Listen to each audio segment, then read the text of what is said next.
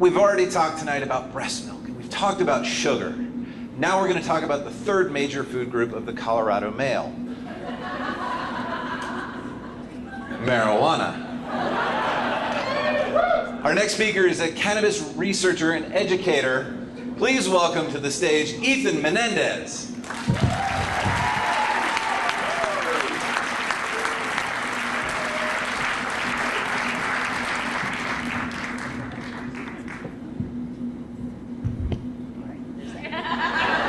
Then there's that. I'm Ethan Menendez, and I'm a cannabis educator. I know you're wondering, how do you apply for that job? But you really don't. You just kind of end up being one. They're like, hey, that guy knows what he's talking about. Teach us some shit while we play video games. So I was diagnosed with PTSD, and in 2014, I went to my first dispensary to try to find something that might help. What I found were indicas and cannabidiol, which you may know as CBD. And for the first time in my adult life, I got 8 hours of very restful sleep. It was life-changing. I was 34 years old. So sometimes I would go into dispensaries and find that the strains recommended to me for sleep by this super awesome stoner that I went, if it puts this guy down, we're good. I'd be up all night cleaning my apartment. Not a good time. So I decided to do a little research because I believe that that guy truly did get that experience, but I wasn't getting that experience. Now my job is to help stoners understand why they should give a shit about peer-reviewed science, and to help old people understand how to medicate and harness the benefits of marijuana without getting high, but that it's way more fun if they do. So far what I've learned is there are 3 types of cannabis.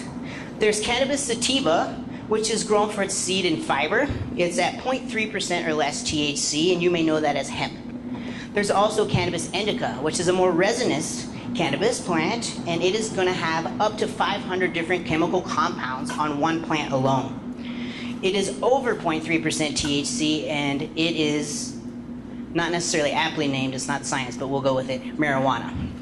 There's also a 3rd type called ruderalis, but we don't really talk much about it because it's like the redheaded stepchild.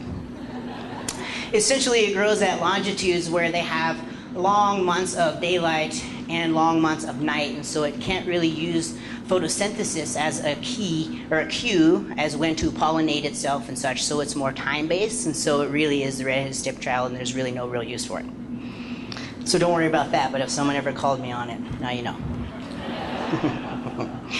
So far, out of these 500, we have mapped around 200 of these chemical compounds. The most prevalently studied are going to be THC, which is tetrahydrocannabinol, and cannabidiol. Those are called phytocannabinoids, phyto meaning made from a plant. You also have endocannabinoids, endo meaning your body actually produces those. But the differences mainly with each strain are going to come from the terpenes. These are oils that contribute to the aroma, the flavor, and further modify the effects of cannabis. Together, all of these chemicals are synergistic, and they form what we call the entourage effect.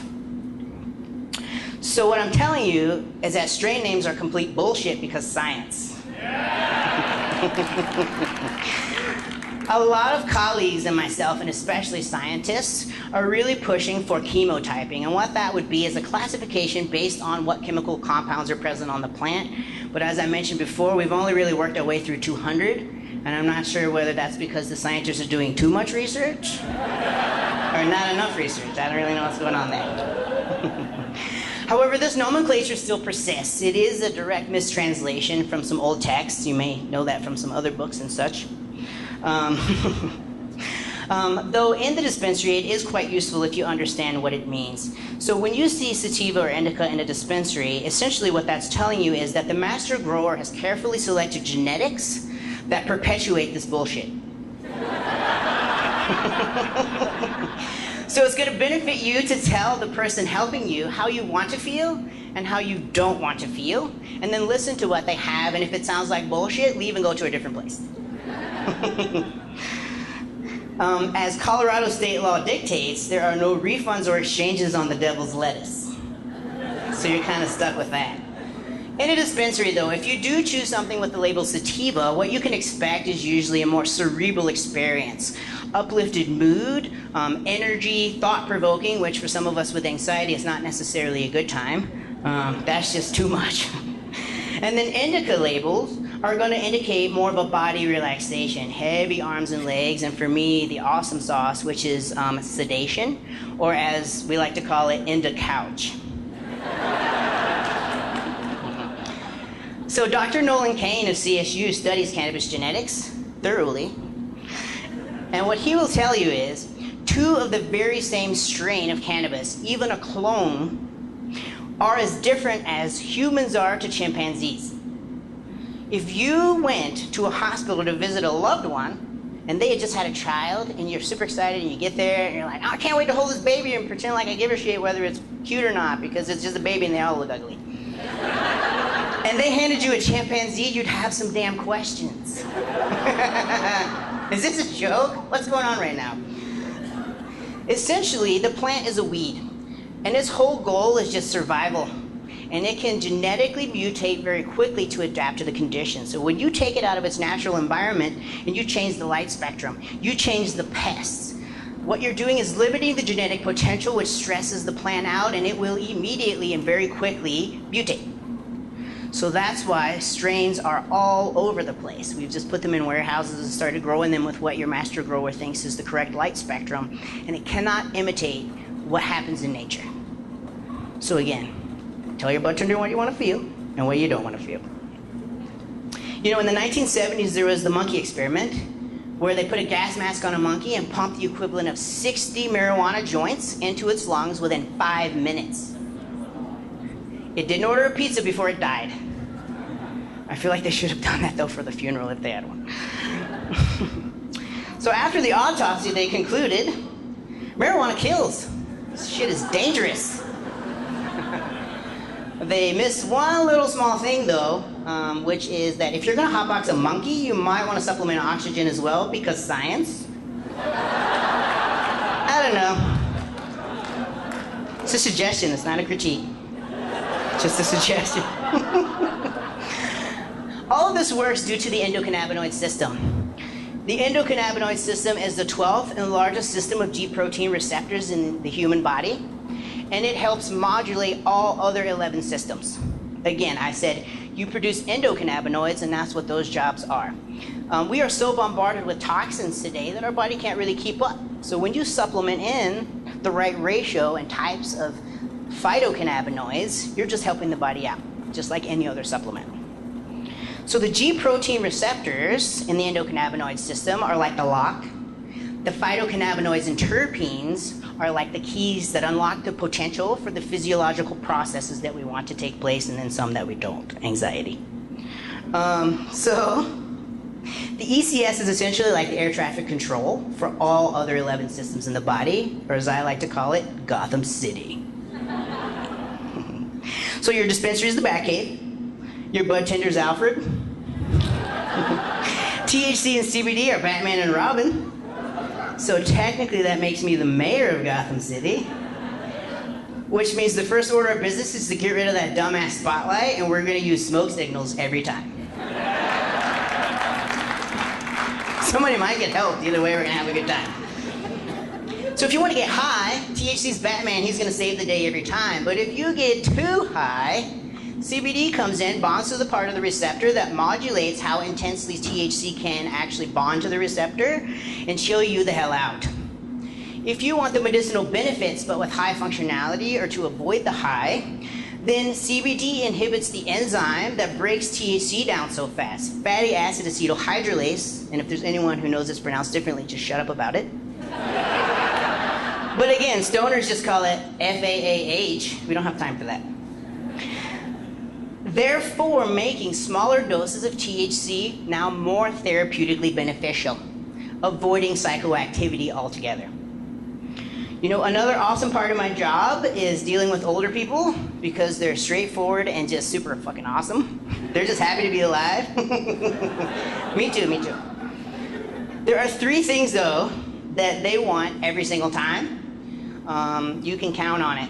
It's going to be something for the arthritis, a discount, fucking done. And every one of them said, I never thought I'd see this day. I was like, not only do you see this day, but I'm gonna give you a discount. The third thing, surprisingly, and it's a real thing, medicated lube. Every time. The first time it happened to me, I thought maybe grandma was gonna make like cookies and thought it was an oil to cook with. And so I was like, how do I kind of approach this? Because she's asking for it by name. My friend told her. So I said, look, here's the deal. This is lube. She's like, oh, honey, I know my friend told me about it. I want 4 bottles. Coming right up. If it doesn't work out with grandpa, here's my number.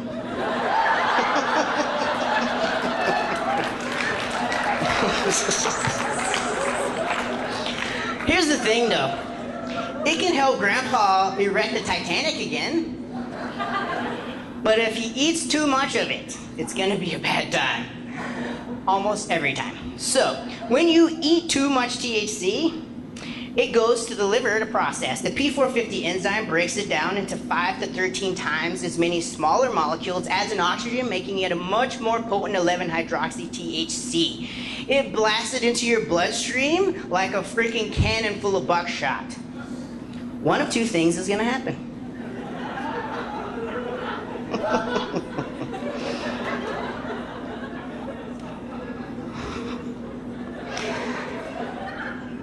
It's kind of like appendicitis, but different because science. You're either gonna drool all over yourself and become an internet meme if your friends are over, or you're gonna have a panic attack so intense that you actually and literally believe that you're dying or dead. Go to the hospital and they're gonna tell you at the ER, oh hon, we can't give you any more drugs because you've had too much of one, but what's your address? Because we're gonna send you the bill. It's gonna be a bad time, and then they're gonna go home and drool all over themselves and fall asleep anyway. So, let's say you have depression.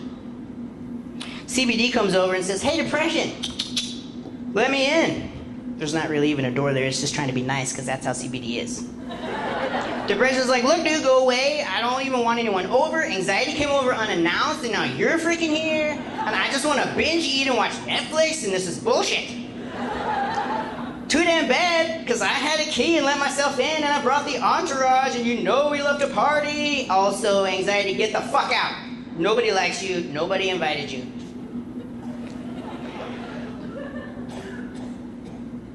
So essentially, how much more effective would pharmaceutical medications be if we did our due diligence to supplement our bodies, the vitamins, minerals, and even cannabinoids that we need?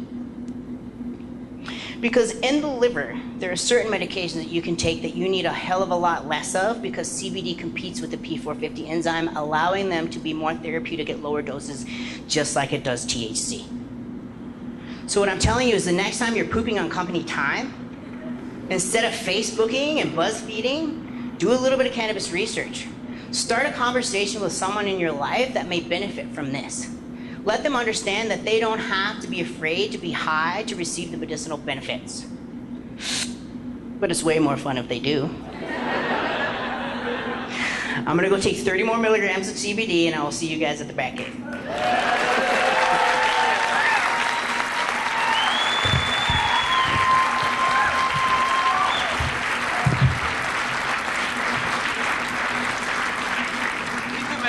Everybody. That guy really knows his stuff, right?